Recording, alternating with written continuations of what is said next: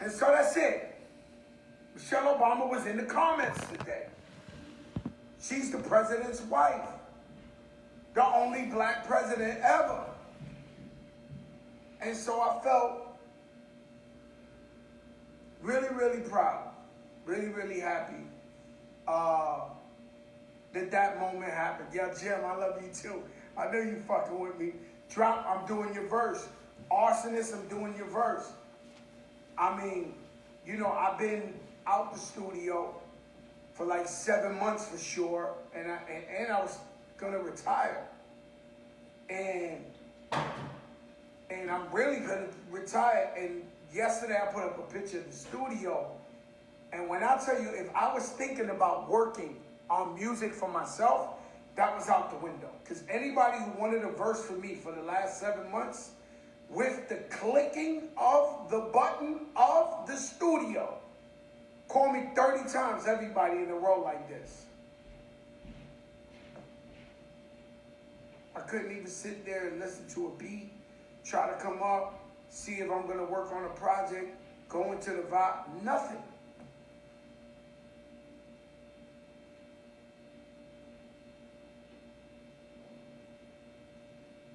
Yes, it is, Jim.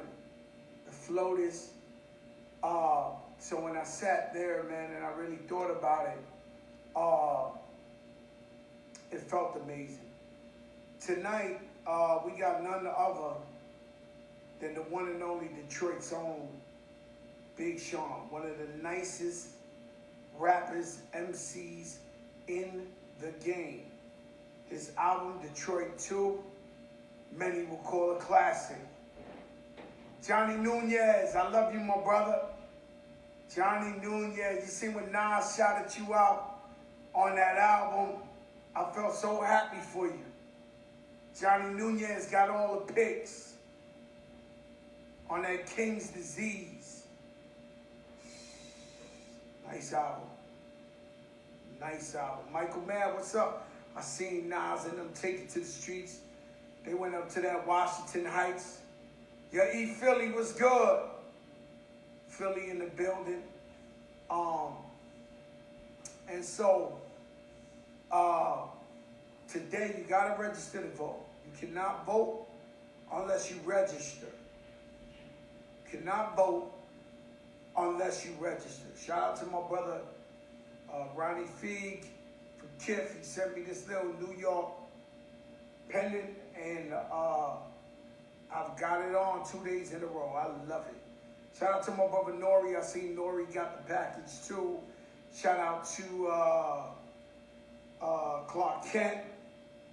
You know what I'm saying? I see he got the package too. Man, Kid. What's up, y'all? Let me see. I told my brother 8:15 though, because I know I get up here and I talk shit. I seen this clip. It was Snoop Dogg and A$AP Rocky. And A$AP was talking about his career, and he went triple platinum. It just happened, and you know, he was trying to stay away from the wrong crowd, but these are people he grew up with.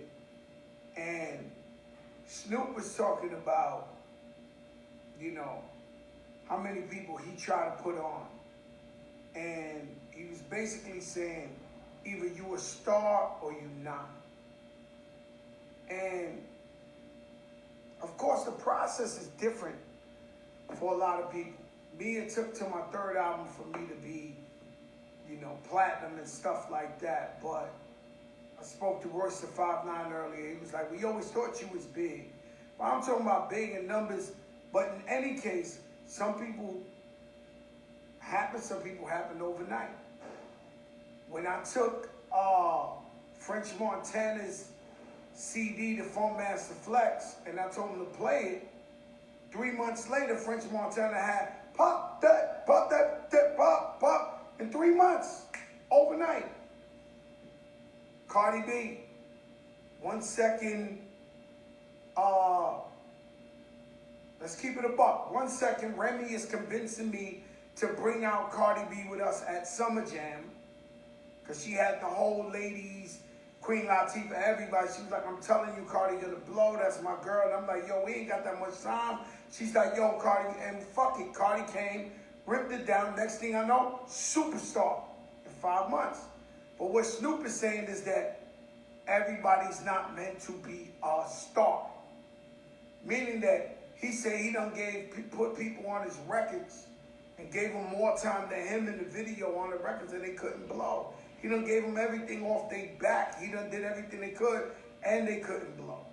And I know a bunch of people like that because I had a bunch of friends, artists that I jumped on record after record after record with them. Song after songs with them, or try to put them out of my show, and they just couldn't blow. And does that mean give up on your dream? No. But Snoop had an interesting point. I thought that clip was really, really amazing. Diva, what's good? Shout out my big goddaughter. That's my big goddaughter. You know?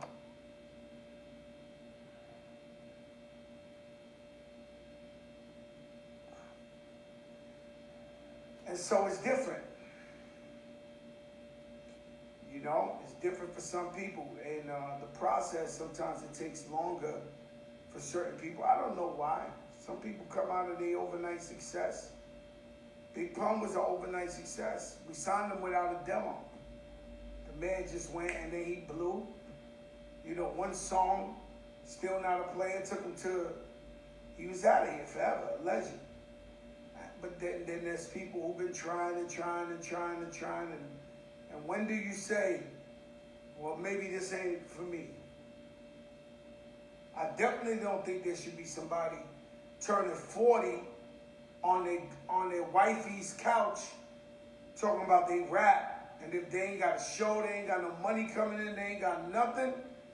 Plan A. It's called meat and potatoes. Get a job. And I bet a lot of guys like that, who their excuse was they're rappers or they're getting on or whatever. Nah, man. If it's too late, it's too late.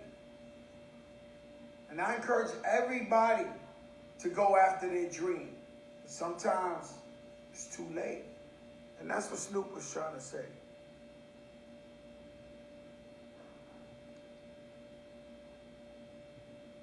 That's real talk.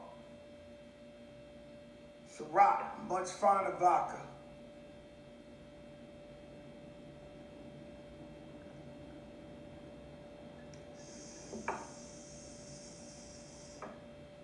Man, how much vodka, how much Ciroc does it take me? Sheesh! That shit, they said it's good for the system. Woo! And, but you know, it is what it is. You know, it is what it is. You know, I tell people all the time, don't give up on your dream, but just know what you're doing. You know what I'm saying? Just know what you're doing. And then sometimes, if that ain't for you, there's other ways to do what you gotta do. You know what I'm saying? They don't always have to be how you envisioned it. You know? It doesn't always have to be how you envisioned it. You know, sometimes we think we're gonna get money in a certain way, and it don't come that way, it come another way. You know, when your circle gets better, because you got to. It's one thing to keep it real, but if you don't have a circle or try to communicate or network outside your normal box, then that's what you're going to get. I tell my little cousins, my goddaughters, everything. I say, listen, it's one thing, I get it. If you love a guy, that's cool. But I'm telling you, that if you in the projects and you gonna get and fall in love with a dude in the projects, then you in the projects. So if you don't upgrade, or if you don't have a job, a little nursing job, and maybe this guy got a little better job, so that maybe one day we can buy a house or a condo or co-op, something, that's on you. So I'm just saying, it's like, just know, you know, and just know what I'm saying? And ladies, if you got a guy on your couch for more than 10 years straight, not doing a real job like 9 to 5, I see you, Natina. And he keep 10 years though. Like let's give him 10-year dream. If you got 10 years and the guy's still on that couch,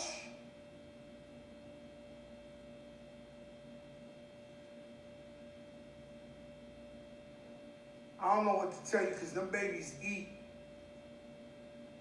They start off with Pampers, they need clothes, they need food, they going to school, they this, like, bro. Trees, what's up, Chase? Yeah, 5 more minutes for Big Sean, guys. 5 more minutes for Big Sean.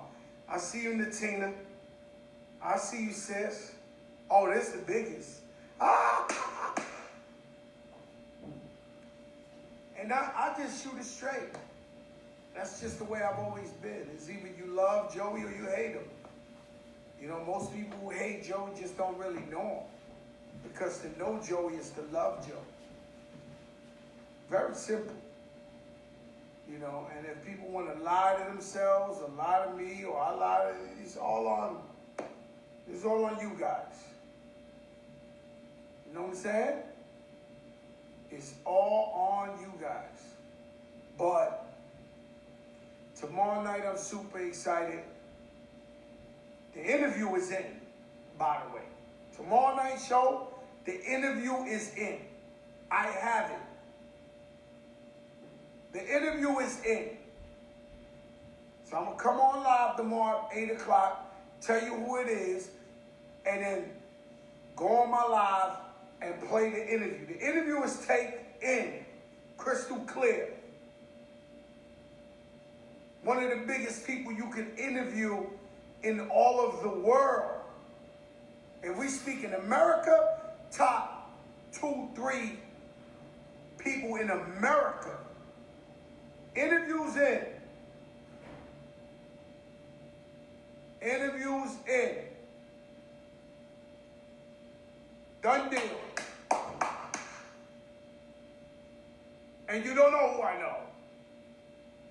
You definitely don't know who I know.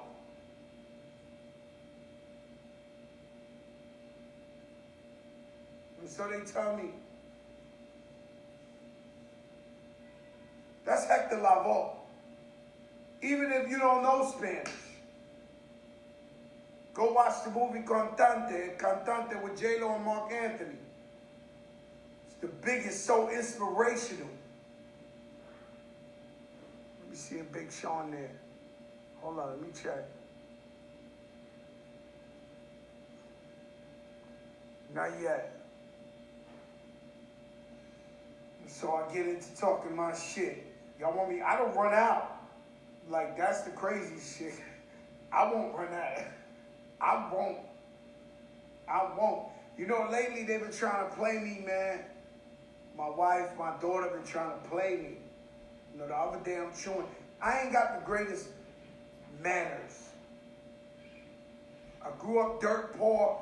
I taught myself class, how to be around people. I'm around billionaires constantly, but still representing myself and my culture. Never catering or making myself fit in with nobody. I'm me. But I'm not going to lie. Sometimes when I eat, I chew a little loud, and my daughter's hitting me with the too loud, too loud. I'm like, yo, bro. Like, this is my night job. My day job, I got 100 guys with me. You really shushing me? You shushing me while I'm eating? Yeah, they got me effed up out here, man. Like, I mean, this COVID even got my family acting like they can talk to me crazy. My daughter like, Dad, you chewing too loud. Or the wife is like, yo, you talking too loud. I'm talking too loud. Where? My house?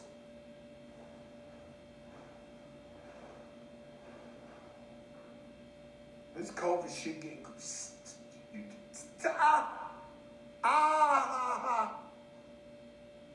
You chewing too loud. Huh? In my prime, I had 100 guys walking with me. Terror squad.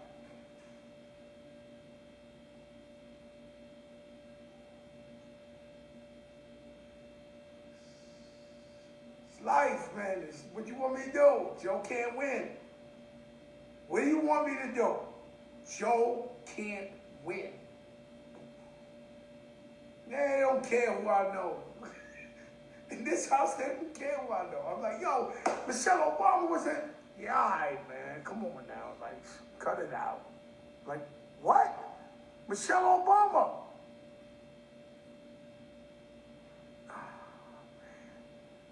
The FLOTUS. FLOTUS was on here. They don't care. You see who I got tomorrow? You see who I got there?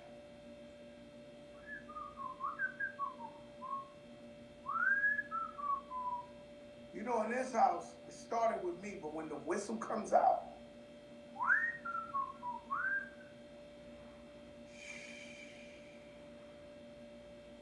I'll tell you something, bro. No respect in this joint. I see my brother Clark Kent pulling out the Air Force. I said, let me give him an oldie but goodie. You know what I'm saying? Throw a little color up on there. You know, what you want me to do with the pony?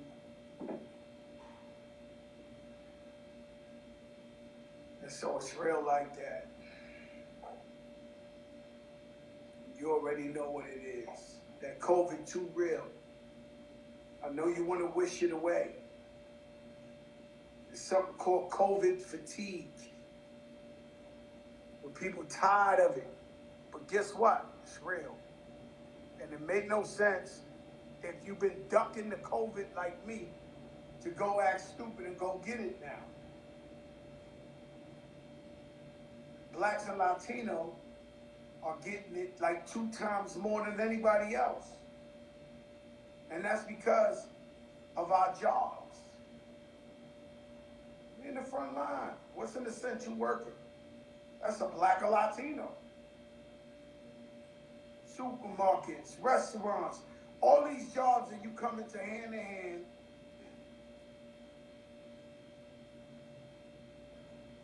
$200,000 people died. They said by wearing the mask, it could have prevented at least 100,000 people from dying. And so sometimes I see everybody putting on a mask, and I'm proud for them. And sometimes I see people with no mask, and I'm like, damn. Like, and if not for yourself, if you don't care about you and you feel like, yo, I don't give a just know you coming around people and you can give it to them. And Ted's move is the best.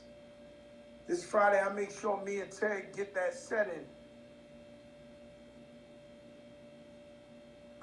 Big Sean got me waiting, huh? He got us waiting, huh? It's okay. Explain something to you. When you at the mercy of the people, and you like me, because you guys are like me, we begging for a great interview. We want some entertainment. We're not paying the man. Hey, he's a little bit late. Fuck it. We gotta go. We gotta go. What you want me to do? The man go give us some of his time. Do you not know the most precious thing in the world is time? I know one time, remember when I went to J-Lo's birthday party.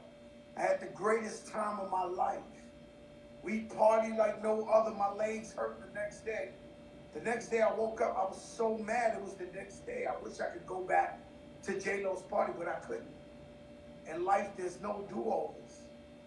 Once that time gone, that time gone. That's why these people want to put you in jail to take away your time. Get it? That's a Joker moment.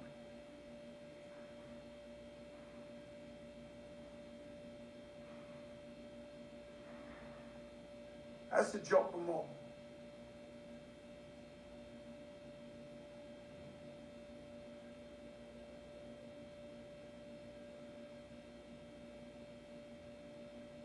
Shout out to Detroit. The Jones girls, Shirley Jones of the Jones girls. Every day we start the show with the Nights Over Egypt. The Jones girls, it's Shirley's birthday.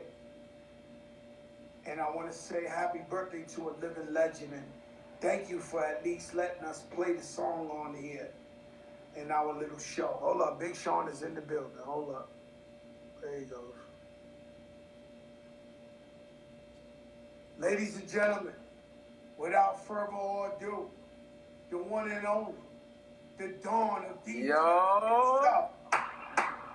Joey cracked the dawn!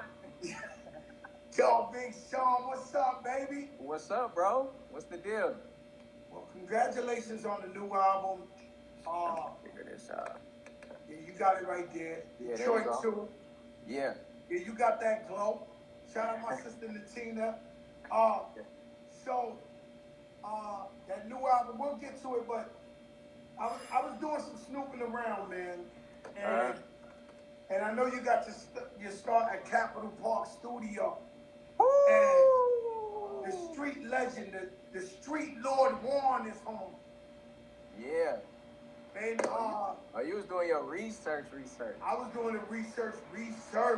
Yo, Yeah. I know about that 05 Black Impala. So I don't know why I interview everybody. I interview everybody's show, but for some reason I said, this Joker right here. To Detroit. Like, I want to know about Big Sean. Yeah. And shout out, damn Amber Rose. Hey, mama, how you doing, baby? Okay, what up, dog? Oh, that's a friend of the show, Amber Rose. She coming back soon, but listen, yo.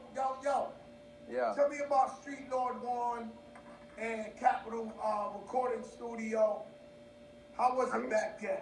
Street Lord Warren, gave me the opportunity to record at studios. Obviously, he was one of the 4 founders of, I feel like, the Detroit sound, that you hear a lot in music, a lot when I was growing up. It was like he was one of the 4 fathers, and in the streets, obviously, he was respected on a whole nother level.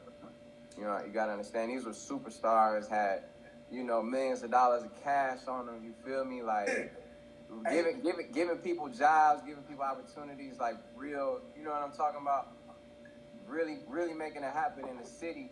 So for him, when he embraced me and let me, this was around the time when I was recording my second mixtape ever. So I didn't really have a strong fan base. I mean, despite the mixtapes that I was selling in high school, because I've been recording music since I was 11 years old, feel me? So I've been working my way up, and after I signed a deal with Ye, I graduated high school with a 3.7 GPA, right? And I was gonna go to college. I had a full ride off academics, and I didn't go because I decided to focus on music, right? So in those, really, I didn't get on the XXL freshman cover till 2010. So in 2006, when I graduated, it was 4 years where I was heavy on the grind. And in those 4 years, Street Lord Warren really helped me and gave me a foundation and support system to get my music done, recorded, hooked me up with the right engineers that he had, and just helped me. You know what I mean? Home, and it seems like Detroit being good to the legends. Terry Flannery home, BMF, infamous BMF. Detroit made some people come home, huh? I know, and the BMF, they getting that show too, so this is a beautiful time just for them.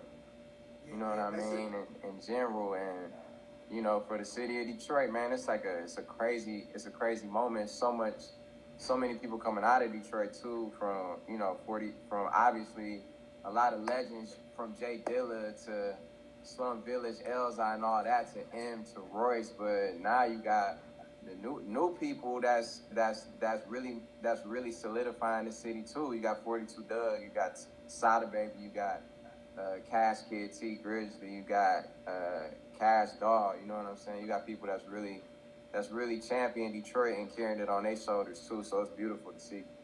Yeah, man. It's always I've been around. I'm not gonna lie to you. Shout out to my brother Kenny Burns, Free Ray, Ricky Ross, on the check-in. Yeah, Kenny Burns, my brother. Every time I go to Detroit, I see violence. I'm really not gonna lie. I'll tell you a crazy story, right? Oh, and payroll too, but yeah.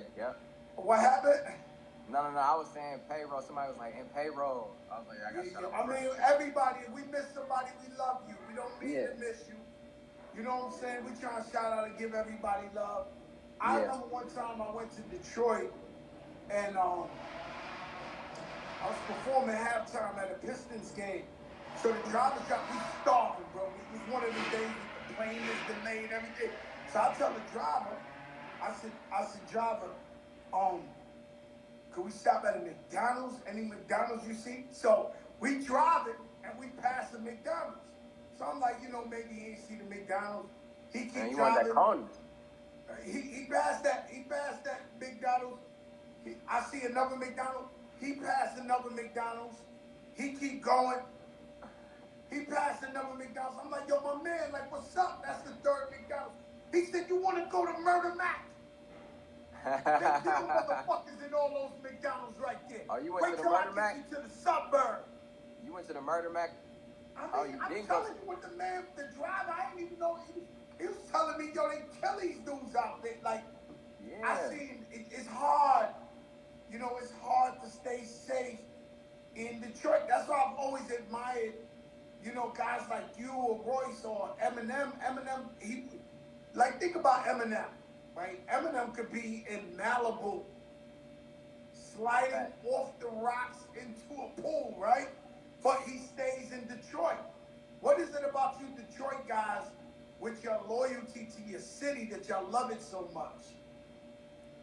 Man, it's like, it's a city, bro. You gotta understand, it's a city that everybody proud of, everybody wearing, everybody championing from there, because it's a city where we didn't have that all the time. It's a city where we've gone through the highest and we've gone through the lowest. We're a city that went bankrupt. It's a city that a lot of people turned our backs on and left us, right? So it's like, it made us who we are. That's why one time I told somebody that Detroit it's not just a city, it's a mentality. And it's like, well, why is that? It's like, because we got it by any means necessary, like Malcolm X, Detroit Red.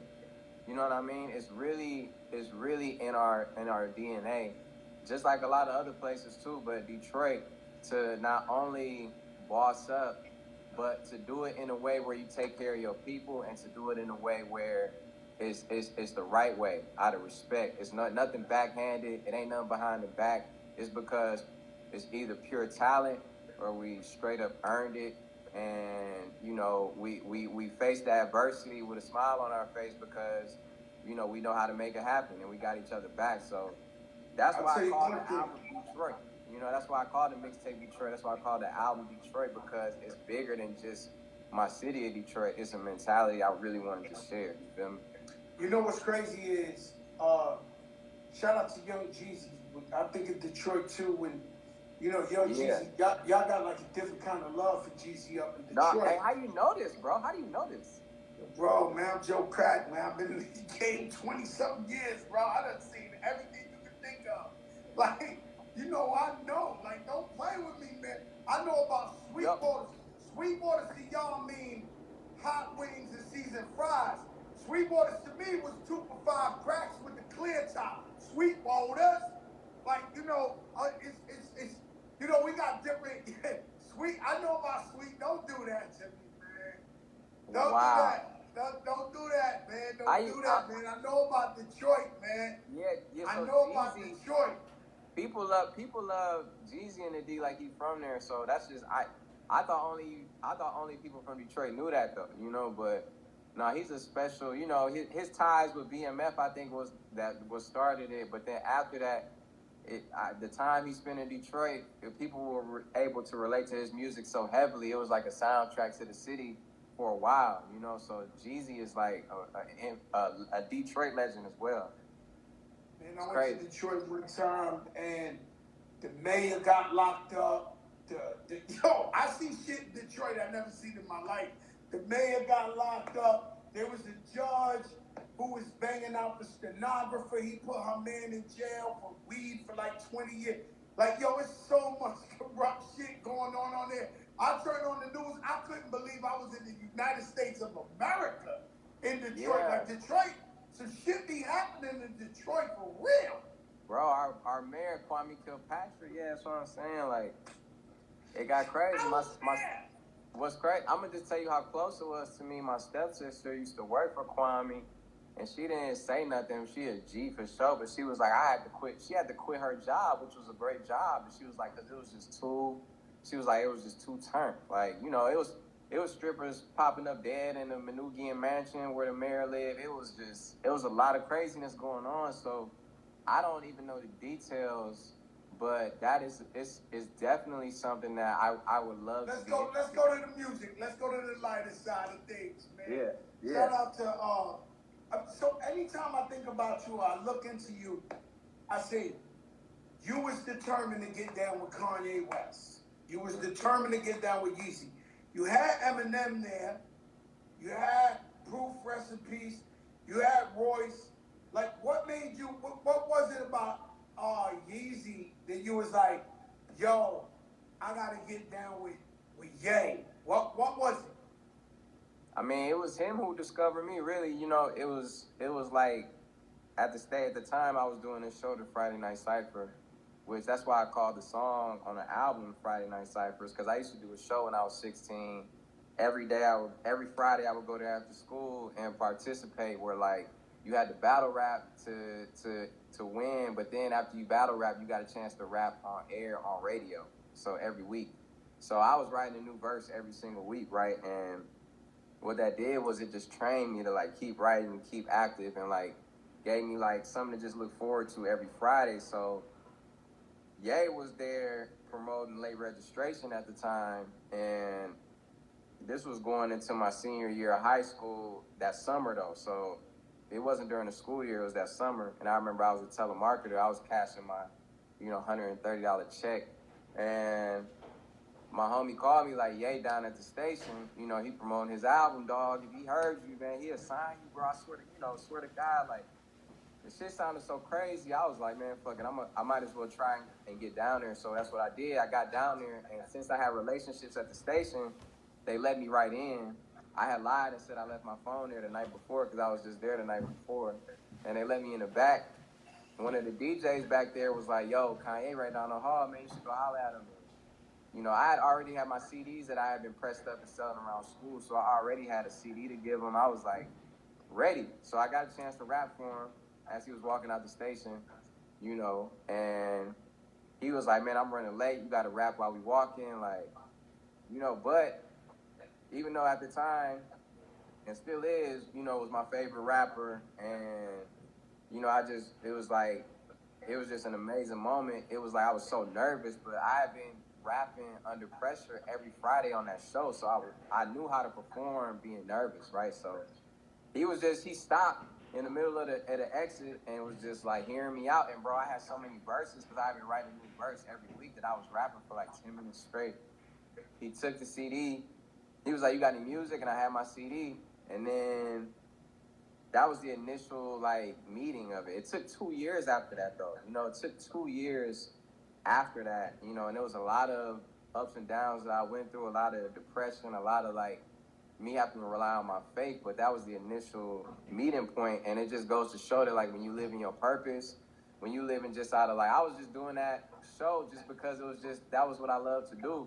And it was crazy how all of that led up to that moment. You know what I mean? And it might have not worked out like that if I hadn't been doing it like that. You know, that's pretty crazy. It's pretty an amazing story because it just don't happen like that. And, you know, there's always, you know, people's stories are different. So even you got signed, which sounded like a miracle by Kanye West, who's my favorite rapper as well. But you had to sit for 4 years before your shit came out. Yeah. You know, some people, they're very, very talented and they blow up overnight, and some people, it takes a while. I watch Rick Ross out here performing and trying to get on and trying to blow up for 10 years. Dang. That shit is crazy. Yeah, and you're gonna get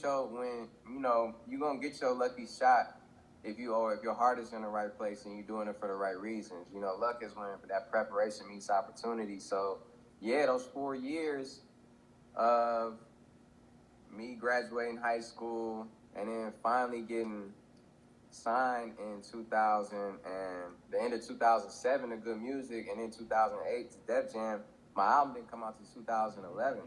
So in that time, you know, I graduated high school with a 3.7 GPA. So let me ask you something, Sean. How do you pay your bills this time? Because I know they give you an advance, but that shit definitely ran out, right?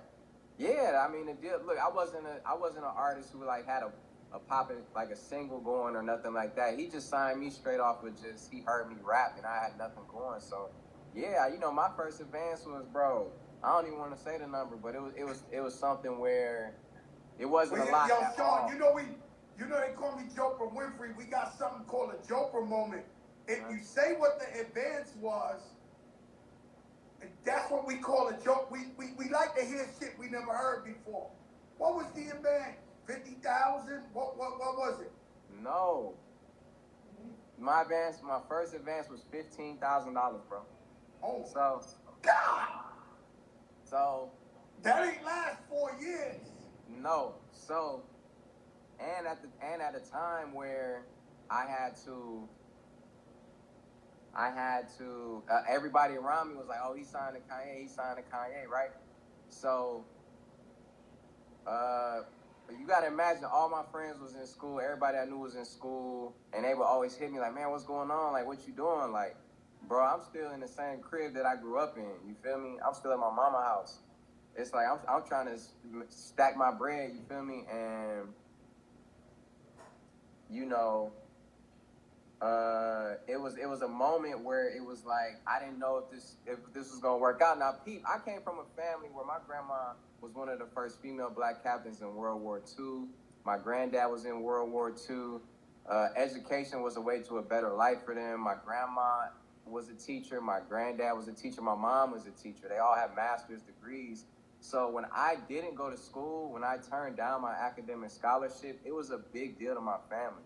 And my mom was really the one who supported me, and the rest of my family, they still supported me, but they didn't agree with me though. You know, my grandma, it was tough for her to accept that, like, how my grandson that I've been saving up for him to go to college is not going to college. So yeah, I had a record deal and was spending the money that she saved up for me for college on studio sessions, bro. But that's how much I believed in it, and that's how much, you know, and lo and behold, to fast forward, I ended up buying my mom and my grandma a house. You know, I ended up moving them out of where we was from and into a gated community, and you know, it's a beautiful story how it ended up. But yeah, it started with a lot of it tested my faith, bro. Those years, I had to link with people who, you know, I had to form a relationship with musically and start putting out mixtapes and build my fan base. I was doing shows for $250, $500, $1,000, and it grew from there.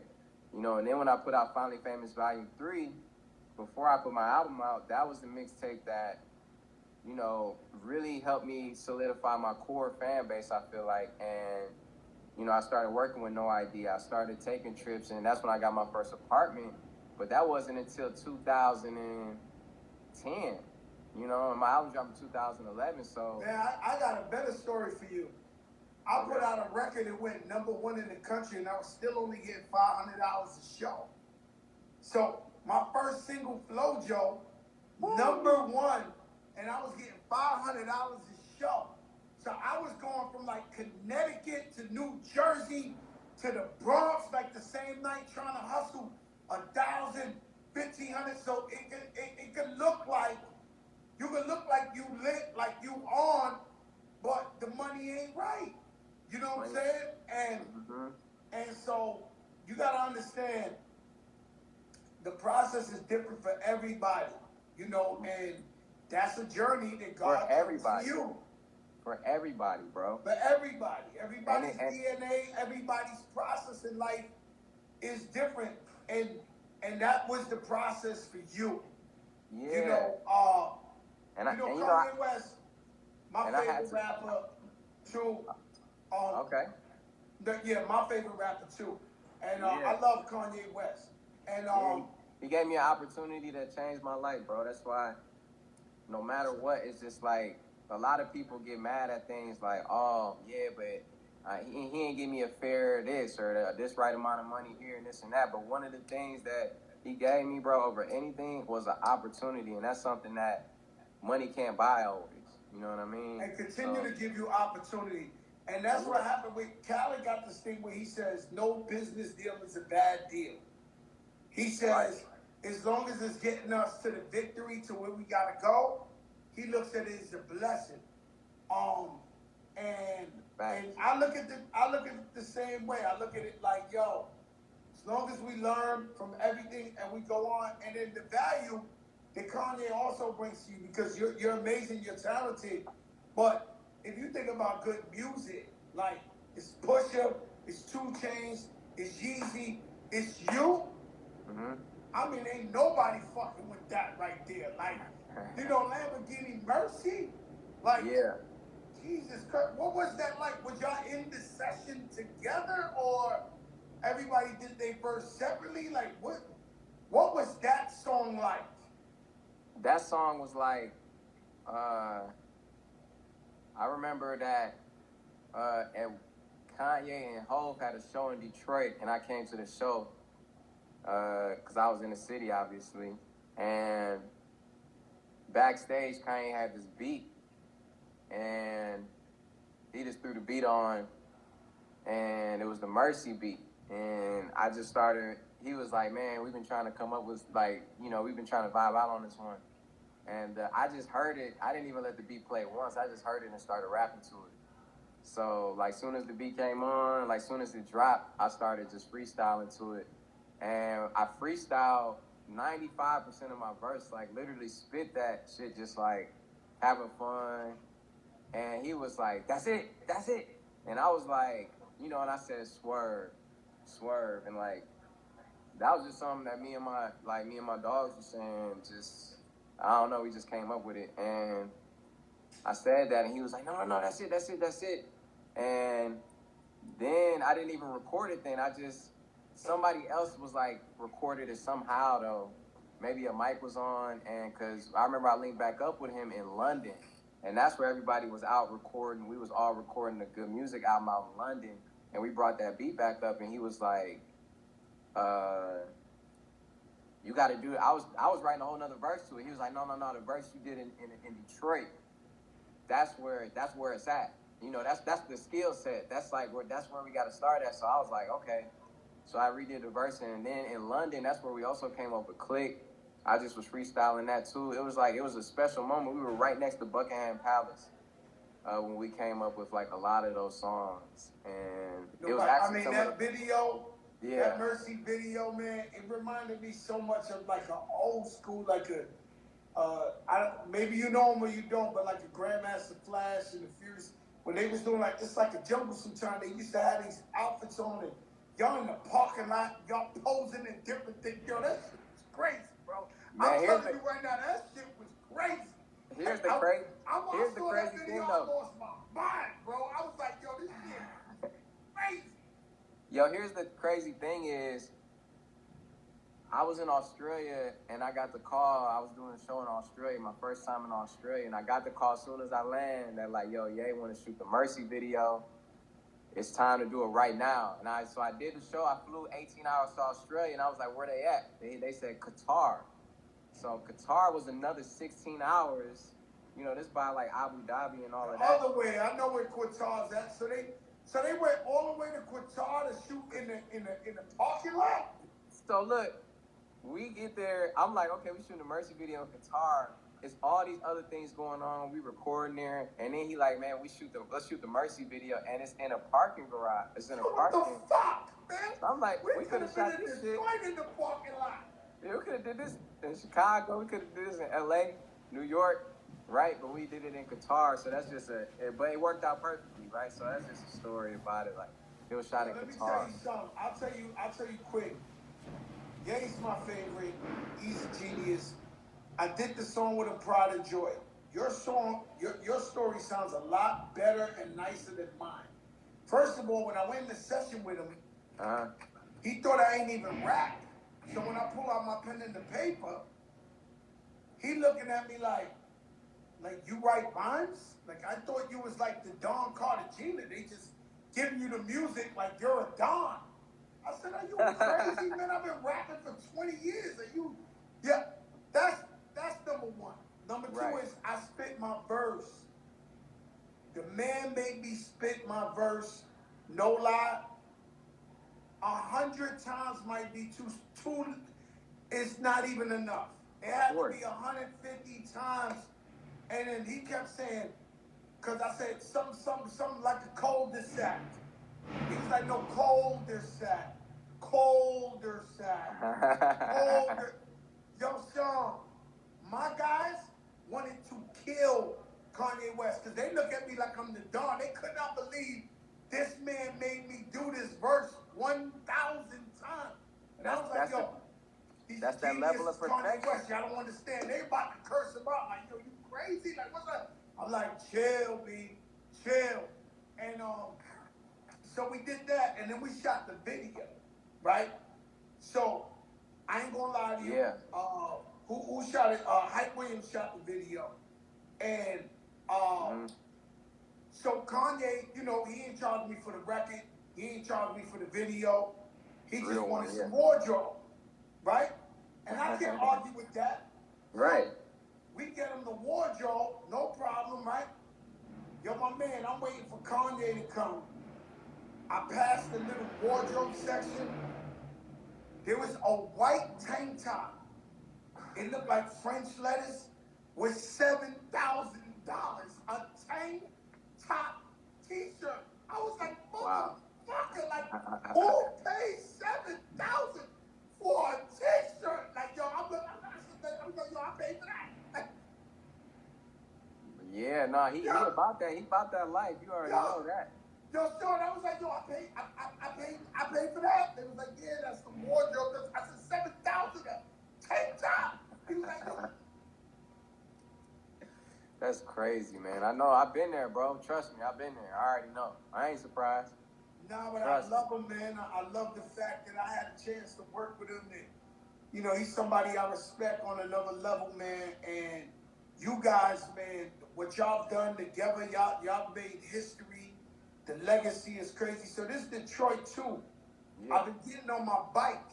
So I got a bike. I know you got that bike. I know what's going on. I got that bike. And I see you. I see you. Sean. You know I'm not blind. I see you.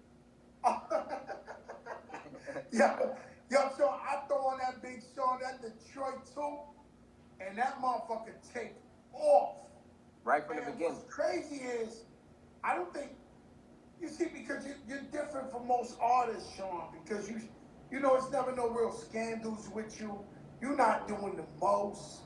You know, you chilling, but your respect level is at such a level as an artist that you got Thugger on the joint, you got Dave Chappelle on the joint, you got Ty on the joint, you got Travis Scott on the joint. Janae, You know, for a guy like you that ain't trying to fit in, trying to be, you know, chasing the trend or hanging out, like, that shows a lot about your, you know, the respect, how they respect you as an artist, you know, and what was it like working on this album? Because I felt like I knew something was coming because, you know, I watch you too. I got eyes too. Yeah. So you usually quiet, but then around the time Nas album came out, you start posting little pics of you Yeah. and your man, It Boy, and then I Yeah. see something coming. I see Yeah. something coming, cause Sean don't post like this. So you start posting these pictures. Next thing I know, that album is coming. Absolutely. Yeah. Tell me about the album. What was the intentions of the album? Like what made you come back right now, and what made you put this particular album out? Because people gotta understand, like, when you're in the creating process of an album, you listening to the music, and then you're like, all right, I'm going this way. Bro, it wasn't even my choice, dog. I was just at a point in my life where it was like, I just got to be honest with myself and do that, because I got to a point, bro, where I was burnt the fuck out, and I felt uninspired. I felt broken on the inside. You know what I'm saying? I was depressed. I had too much anxiety, bro. I was not inspired. I felt like I needed to grow, at that point in my life. I've been rapping since I was 11 years old, so I feel like I lost my passion, I lost my hunger, and it was just all these things hit me at once. So I had to, for the first time in my life, put myself as the priority.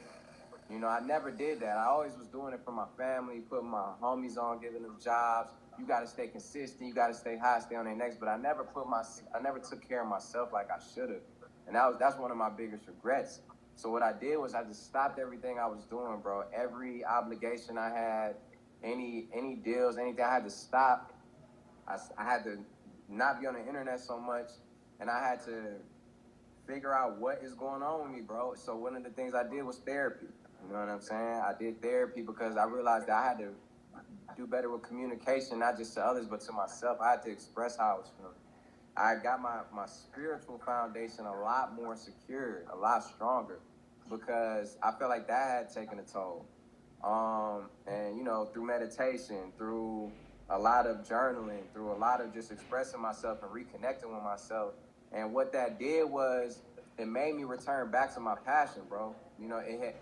Because when I did these meditations, I would go back to when I was 16, when I was 19, 21. Like, why was I sleeping in the studio? Like, why was I going to the Friday Night Cypher?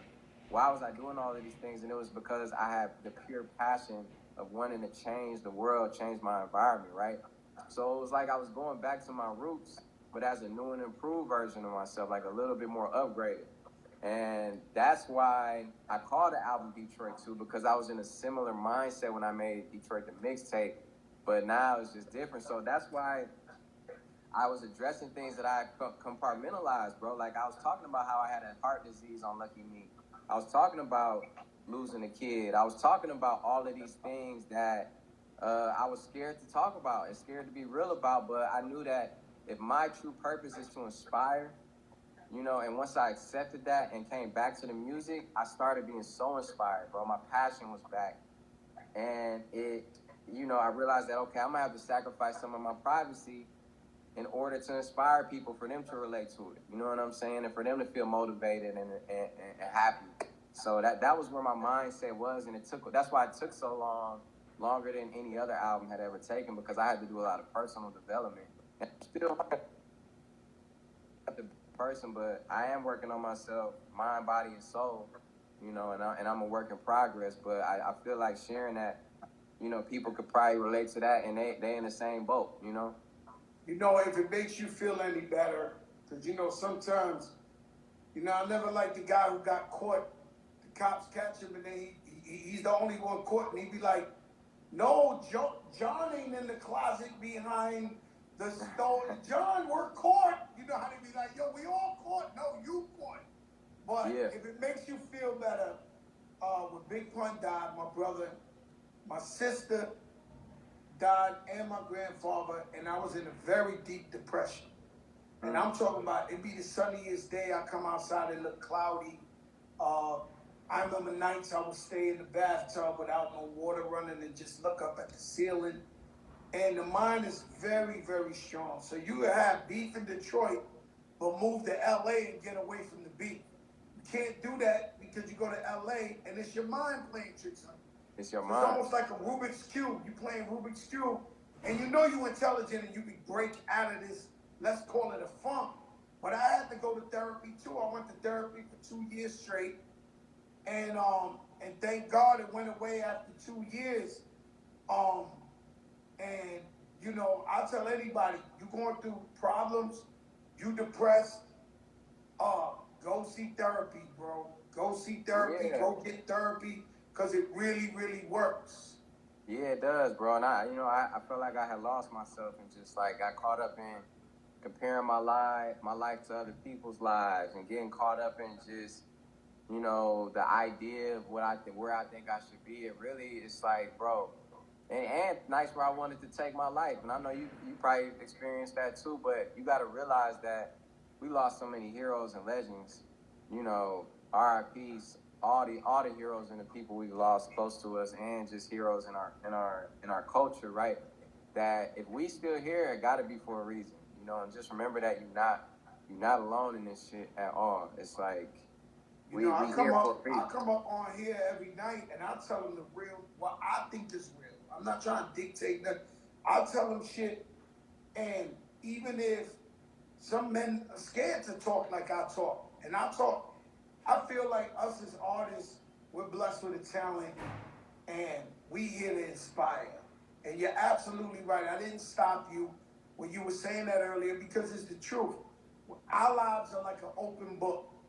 And the Facts. more and more the more you get older, Sean, the more you're gonna realize, yo, maybe I let this jewel go, maybe I let this gem go, because it might be a younger Big Sean out there who just needs to hear this one thing to get him over the hump.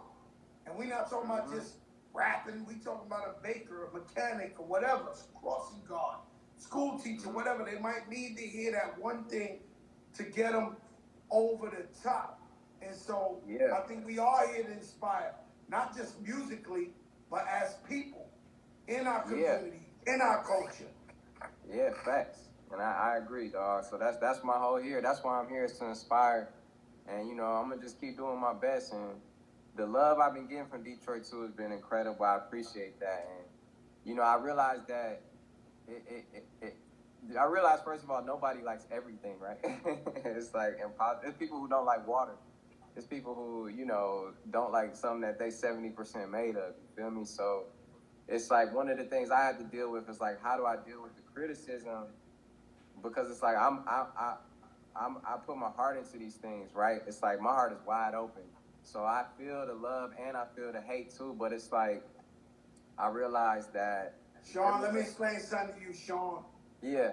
And I'm gonna tell you, one of the main reasons I started this show was because I had watched hip hop documentaries and all this shit, and everything was lying. They was all lying.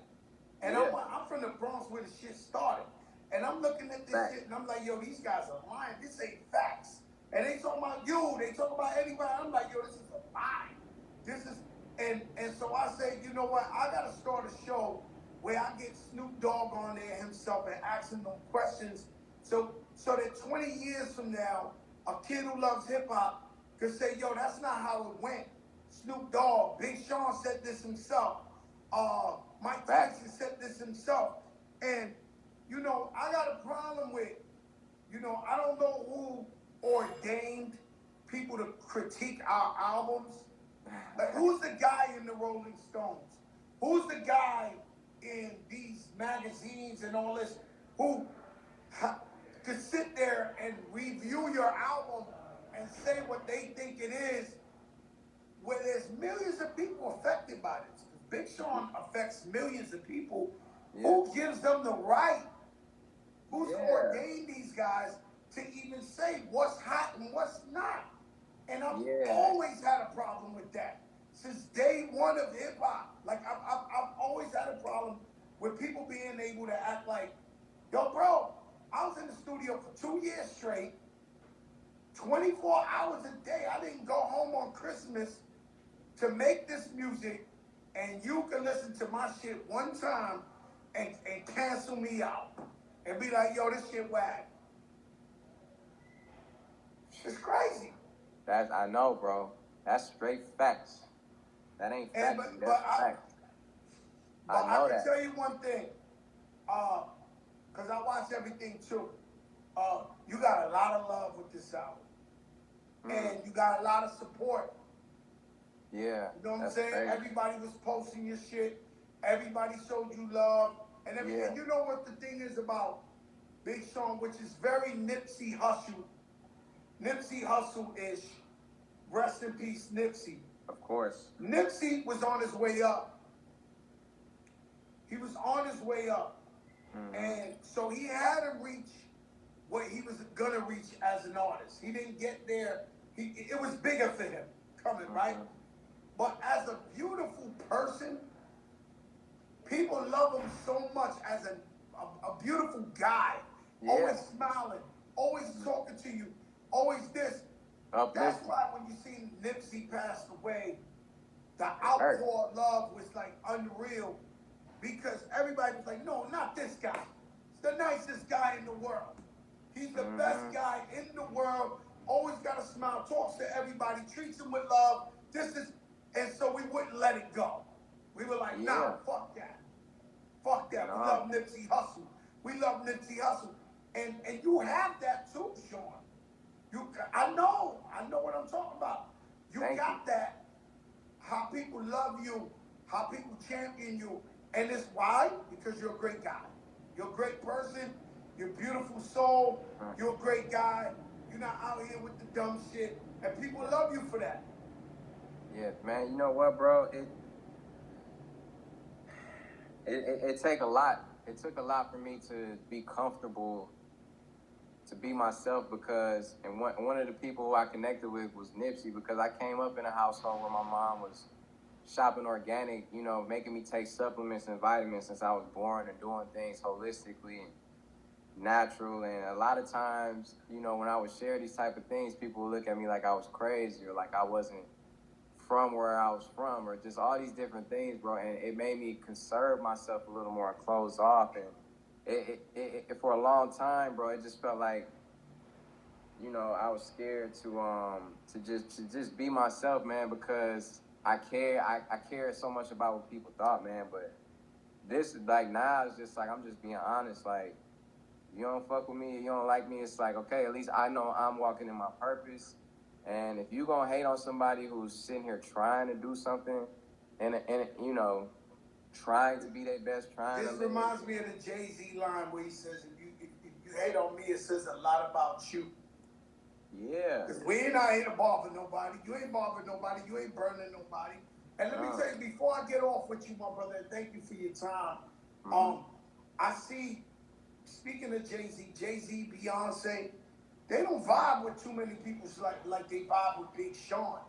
Like, I always see gatherings and get-togethers with Big Sean. Like, how do you get tight with Jay-Z? Because trust me, Jay-Z, he got love for Big Sean. And he don't show up everywhere. Like, I see how he fucks with you.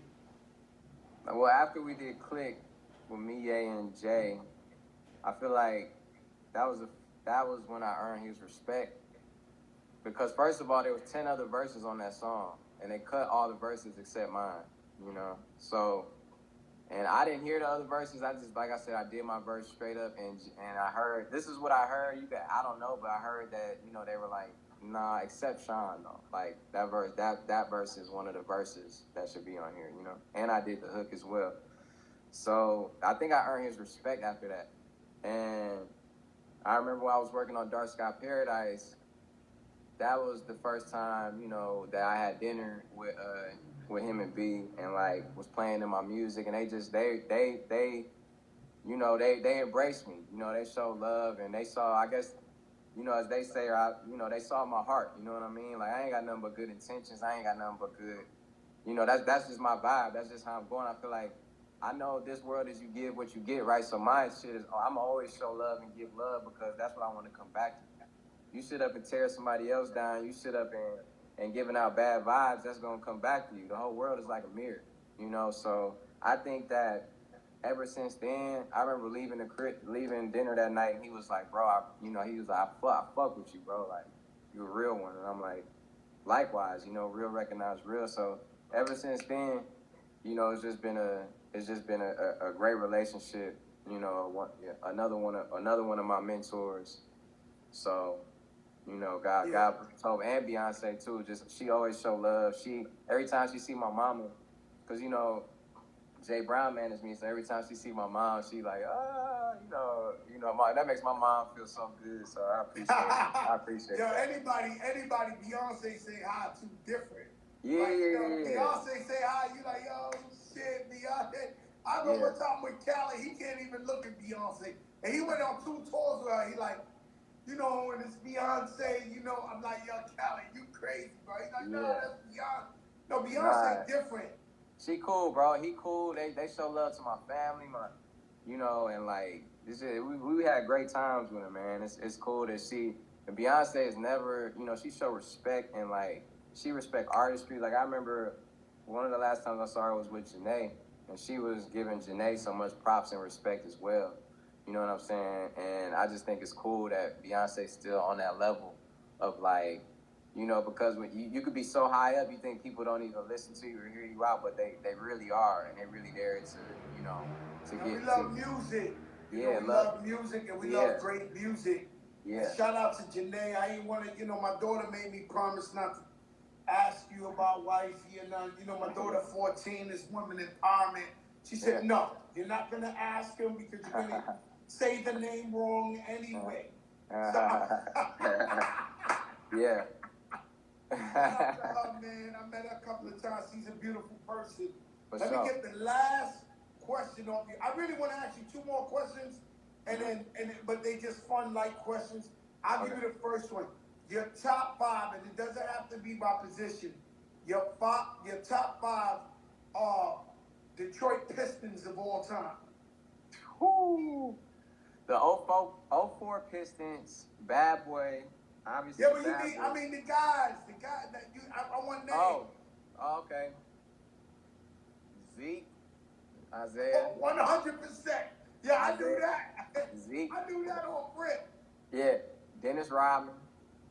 For sure. Grant Hill. Ooh. This ain't even in no order. Rasheed Wallace. That's right. He was on here last week on his birthday.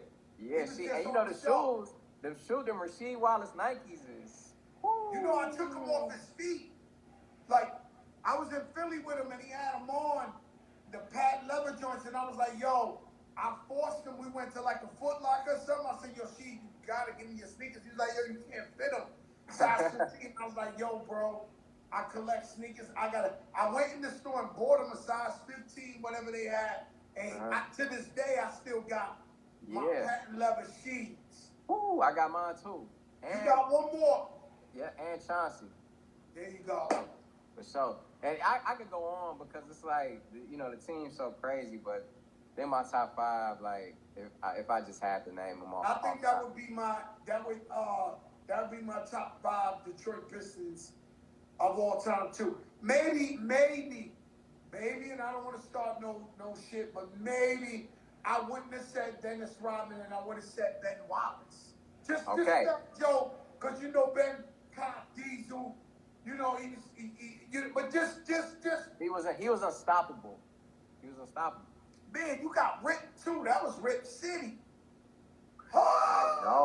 I know, but you said 5 though. You know what I'm saying? I know. I'm sorry about that. I'm sorry, because you got some amazing Detroit Pistons. I'm thinking like, oh my God, Rip. Nah, Rip. Yeah, Rip. Come on. You got Rip. You got Ben Wallace. You got a problem. Yeah. The last question. Top 5 favorite rappers of all time, dead or alive. Biggie, Eminem, Kanye, Wayne, and 5. I mean, I got so many more. Jay, wait. 5.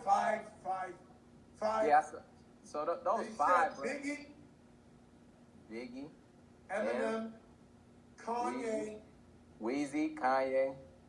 Oh, but I mean, I could go 10 easily. I could go Rakim. I could go Nas. I could go Pop. I could go, ain't in no order neither. I could go Snoop. I could go, I mean, so many, bro. I could go like, I gotta put Outkast as one, really. You know what I mean? I could go like, there's so many ways to go. You know what I mean? It's just like, and then more and more. You know, the reason I call myself big is because of Big Pun, Biggie Smalls, Big L, big. You know what I mean? So it's like, I know about the bigs. I know the big L's and big puns, you know? They both my members. They both members of my group with me, digging in the Crazy Terror Squad. And you being one of the most inspiring MCs to me and one of my favorites because of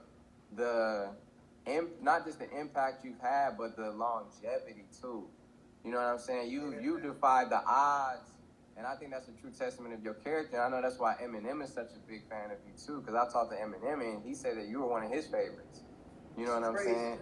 Yeah, and I feel like that's nuts to me, bro. That's that's nuts. That's nuts. You know, M called me last week. I don't want to keep throwing his name around, but the man was trying to talk me out of retirement last week, and I'm like, yo, this is all I ever wanted my whole life.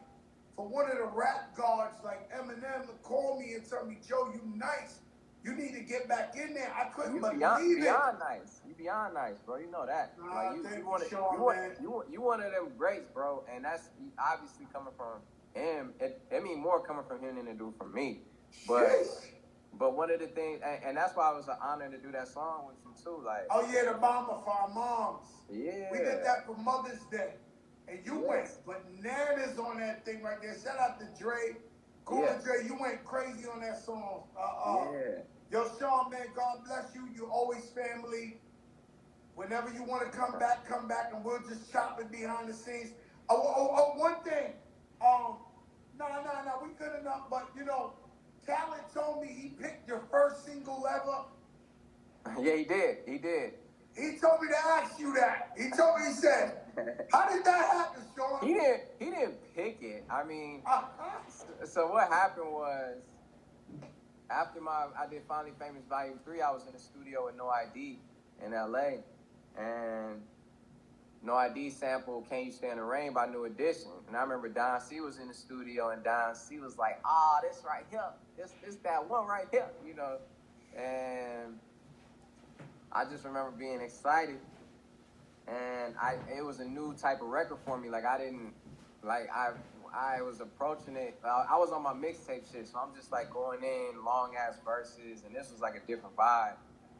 Got back to Detroit, took the song with me, vibed out on it a little bit, came back. Chris Brown came to one of my shows I had in New York, met with Chris Brown, played him the song. Chris Brown loved it and got on it. And this was at a time where Chris Brown was on his way back up. This is when he had Deuces. So Chris Brown did the song and then called his label and was like, yo, you got to clear this Big Sean record. Nobody knew who I was hardly, especially at record labels. They was like, who? And he's like, you got to clear this Big Sean song, you know, because I believe in it. So I appreciate Chris Brown for showing me that love from early on, right? So I'm in the studio with Ye, and it was Ye and Hov, but I think Hov had left, and Ye, I played him my last, and he was like, man, it's just like, it ain't, he was like, it's kind of like, sounds like a different vibe, like a radio vibe. You on your mixtape shit, like, right? But Khaled came through that day too, and Khaled was like, nah, this one. You know, Khaled, he like, nah, Big Sean is star, this one. Khaled know the hits. Yeah, he was like, this a hit, you know, Khaled. So, you know, Kanye ended up obviously rocking with it in the end, but, you know, it was just like a thing where I feel like Khaled really solidified it. Like, no, Sean got to come out. Sometimes you need to co-sign. You know, I remember one time I was in the studio and with Kelly Rowland, and Kelly Rowland was Usher too. Usher, Kelly Rowland, they was in the studio with Rico Love, and he was writing shit for them, and they was like trying to sleep. And I was like, yo, Usher, you better do this song. And I told Kelly Rowland the same thing. I was like, yo, Kelly, like, you know, because she had got into like the the EDM. Yeah. And that really was winning for her. That was winning for her. But I was like, yo, the streets love you, Kelly. Like, yeah. You know what I'm saying? And then she picked both of them joints, and both of them, her shit went number one, Usher's shit went number one. So I know what it's like to feel like Cali. He's in the studio. He's like, yo, y'all better go with this. Yo, Sean, thank you so much for your time, man. God bless you, man. Hey, man, thank you, bro, for having me. Thank you, and thank you for posting it, bro, showing that love, man. That mean a lot. Always. So look, hold up. Thank you for people for running up Detroit too like that. I got some more visuals. I take a lot of pride in my visuals. We working on visuals for that body language with me, Janae, and Ty, and for the one with me and Post. Hopefully we could do a Friday Night Cypher video as well. But like I said, just anybody listening, dog, I appreciate you. I made it for you in mind, so keep running it up, keep supporting, keep showing love, and I got more on the way. You know what I mean? I ain't gonna take no long break like I did. Like, I'm gonna keep going. We love you, Big Sean, man. Thank you so much, man. We appreciate you. Shout out to Tina, Def Jam, everybody making this happen. God bless you, Sean. You don't know who I know. You don't know who I know. This is the biggest show in the game. Shout out to Big Sean, such a beautiful guy, man. Oh, God. Chris Smokes, Detroit in the building. You don't know who I know. Shout out to Royce the 5'9". On the check-in. Heavy Detroit, my girl Cash Doll. Sheesh. Every night at 8 p.m. Eastern. Tomorrow night we have the biggest interview ever. Very, very informative. Detroit 2, go get that. Academics, I see you. What's up, my brother? Stay out of trouble, Academics. I like this guy. I don't know, so much controversy with this guy. Every time I see him, he's a sweetheart at Academics. I don't get it. I see him. The man tuned in. Listen, everybody. Tomorrow night, the biggest. Detroit 2 in online now, streaming all over. Go get that. Shout out to Latina making it happen. Ivan Barrios, the funny Shay Teepin. Academic said he ain't do nothing. Fleazy Nation. Yeah, Academics, you up to something, man. I don't know, you in hot water. You in hot water. I see Quavo throwing shots. They like, relax. Thank you, my brother. Thank you. If y'all ain't reading what Academics is saying, he's just watching the biggest show on IG. That is a fact, my brother. I salute you for that comment because it's the truth. No show bigger than this. Every night, I don't care if it's Mike Tyson, Floyd Mayweather, Alicia Keys, so BT, whoever you name is on this joint. If you are an artist and you are not on the big show, it says a lot about you. It says a lot about you. Thursday, Joel Santana. Tomorrow night, my guest is so big, I'm scared to tell you who it is. I'm scared to tell you. We're going to have to tune in tomorrow night, 8 p.m. Everybody register to vote. You cannot vote. You cannot wake up the day of November 3rd and just think you voting. It don't work like that. There's steps. You have to register to vote and then go vote. Shout out to Michelle Obama, the FLOTUS. She was on my live earlier with me and Khaled, commented. I mean, Forest Projects, we made it, baby. We made it. This is the FLOTUS. America's #1, commenting on it. I could not believe it. Trinity Ave, we made it.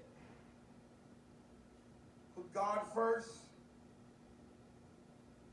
Keep the faith. Please wear your mask. Please wear your mask. Clean your hands. Clean your hands.